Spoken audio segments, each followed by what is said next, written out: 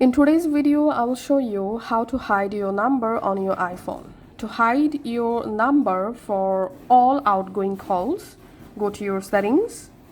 In settings, scroll down and tap on apps and find out the phone app.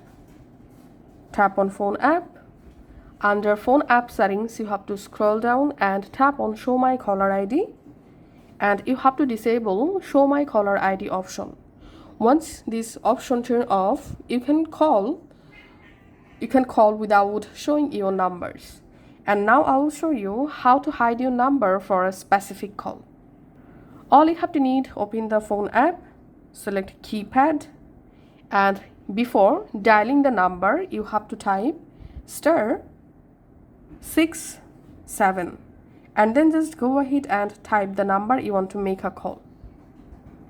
And then just tap on this call button and your call will show as private or no caller ID. That's how you can actually hide our number. Thanks for watching.